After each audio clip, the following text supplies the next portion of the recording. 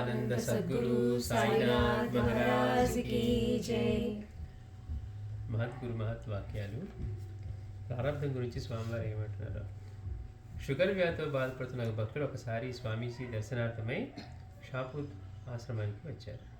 వెళ్ళి, ఏమిటి స్వామీజీ, ఈ షుగర్ ఏంటి, ఈ సాధనలు ఏంటి, నా ఈ శరీరం చాలా నిస్సత్తువుగా అయిపోయింది, ఇది తీయరాదా అని ఎంతో బాధతో అడుగ్గా వారు స్వామీజీ దగ్గరికి వెళ్ళి అడుగుతున్నారు. స్వామీజీ, ఈ ఈ షుగర్ బాధ ఏంటి, ఈ సాధనలు ఏంటి, నా శరీరం మాత్రం చాలా నిస్సత్తువుగా ఉంది, దీన్ని తీయరాదా అని అడిగారట.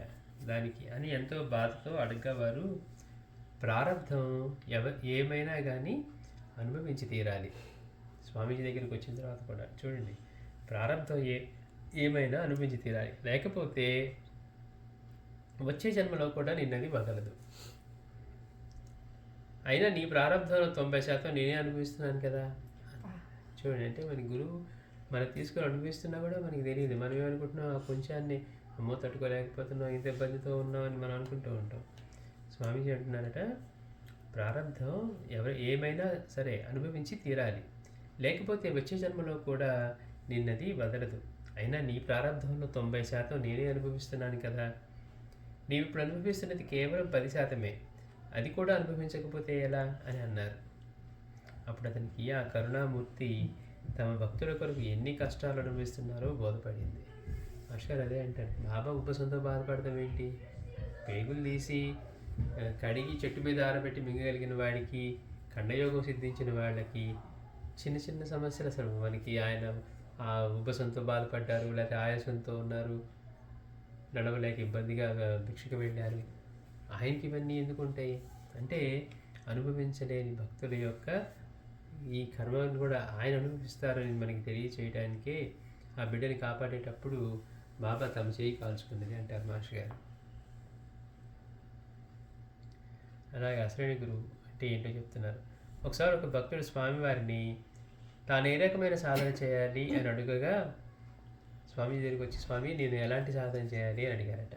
దానికి స్వామీజీ అన్నారు, మా సన్నిధికి రావడం అంత తేలిక కాదు, మా సన్నిధికి రావడం అంత తేలిక కాదు, అయినా నీవు వచ్చావు కదా, ఇంక నీవేమీ చేయని అవసరం లేదు. ఎలాగంటే, అడవిలో ఒకడు దారి తప్పాడు, అటు ఇటు తిరిగి హతాశుడైన అతనికి ఒకడు కనపడ్డాడు. అతనితో అడిగితే అతను తనకు సరియైన దారి తెలియదని, ముందుకు వెళితే బహుశా ఇంకెవరైనా కనపడతారు, వాళ్ళని అడగండి అంటూ వెళ్ళిపోయాడు. స్వామీజీ ఏం చెప్తున్నారో చూడండి. స్వామీజీ, నేను ఎలాంటి సాధన చేయాలి అని అడిగాడట ఒక భక్తుడు వచ్చి. దానికి స్వామివారు అంటున్నారు, అసలు మా సన్నిధికి రావడమే అంత తేలిక కాదు, సరే నువ్వు వచ్చావు కదా, ఇంక నువ్వేం చేయని అవసరం లేదు అన్నారట. అని ఎలాగంటే అని తనకి చెప్తున్నారు. అడవిలో ఒకటి దారి తప్పాడు, అటు ఇటు తిరిగి హతాశుడై దారి తెలియక ఉన్న అతనికి ఒకతను కనపడ్డాడట. అతన్ని అడిగితే అతను అన్నాడు, నాకు సరైన దారి తెలియదు, నువ్వు ఇట్లా ముందుకు వెళితే ఇంకెవరైనా కనపడతారు, వాళ్ళని అడగండి అంటూ వెళ్ళిపోయాడు. అతను అంతవరకే పనికి వచ్చాడు. అంటే ఇప్పుడు కనపడిన వాడు ఎంతవరకు పనికి వచ్చాడు, నాకు దారి తెలియదండి, మీరు ముందుకు వెళితే ఇంకెవరైనా కనపడి మీకు చెప్తారేమో, ముందుకు వెళ్ళండి అని. అంటే అతను అంతవరకు చెప్పడం వరకే పనికొచ్చాడు. అతను చెప్పినట్లుగా ముందుకు వెళితే అక్కడ ఇంకొకడు కనిపించాడు. అతడు తనకు పూర్తిగా అడవిలో నుంచి బయటికి వెళ్ళే దారి తెలియదని అంటూ కొంత దూరం వరకు వెళ్ళే మార్గాన్ని వివరించి వెళ్ళిపోయాడు. ఇతను కూడా ఇంతవరకే పనికి వచ్చాడు. ఇది ఇలా కాకుండా అడవంతా కొట్టిన పిండిలా తెలిసిన వారు కనపడినట్లయితే అతను స్వయంగా అతన్ని అడవి దాటించేవాడు కదా. వాళ్ళకి దారి తెలియదు, అక్కడే ఆపేశారు ఇద్దరు కూడా. అదే అడవంతా తెలిసిన వాడైతే స్వయంగా దాటించేవాడు కదా. అయితే ఇక్కడున్న చిక్కు ఏంటంటే, అలాంటి వారిని వెతికి పట్టుకోవడమే అని అంటూ అర్ధగర్భంగా ఒక చిరునవ్వు చిందించారు స్వామివారు. అంటే బాబా చెప్పినట్టుగా ఇక్కడి నుంచి ఒక దారి ఉంది అని బాబా చెప్పటం, భగవంతుడిని చేరుకోవడానికి ఇక్కడి నుంచి కూడా ఒక దారి ఉందని. అంటే నిజమైన వాళ్ళు ఎవరు అలా డైరెక్ట్గా చెప్పరు, కానీ బాబా కూడా అప్పుడప్పుడు అలా నిగూఢంగా చెప్పేవారు. ఇక్కడ స్వామీజీ కూడా అదే అంటున్నారు, ఆల్రెడీ ముందు చెప్తున్నారు, ఇక్కడికి వచ్చావు ఇంక చేయాల్సిన పని లేదు అని. అంటే తెలియని వాళ్ళ దగ్గరికి వెళ్తే ఇంకా ముందుకు వెళ్ళి ఇంకా ముందుకు వెళ్ళి అనొచ్చు. కానీ ఇక్కడ వచ్చింది ఎవరి దగ్గరికి అంటే అన్నీ తెలిసినటువంటి ఆ, పరమాత్మ స్వరూపం దగ్గరికి. అందుకని అలాంటి వాళ్ళని అంటే ఇప్పుడు ముందు వాడు ఒకటి వచ్చాడు, రెండో వాడు కనపడ్డాడు, కానీ వాడు దారి తెలిసిన వాడు కాదు.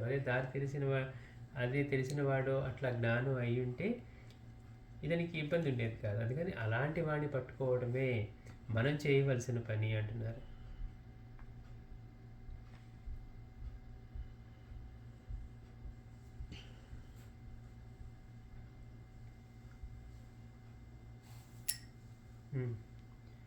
సాధన గురించి స్వామీజీ అంటున్నారు.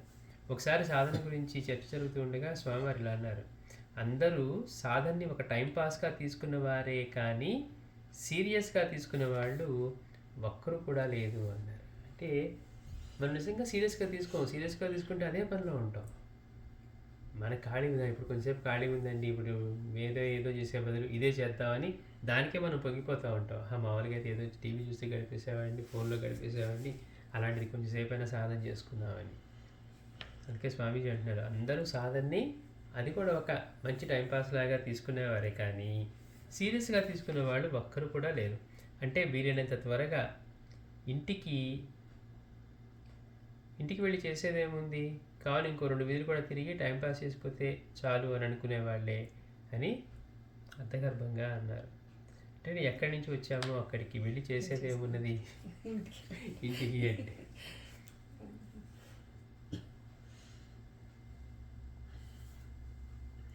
శ్రీ సచ్చిదానంద సద్గురు సాయినాథ్ మహారాజ్ की जय.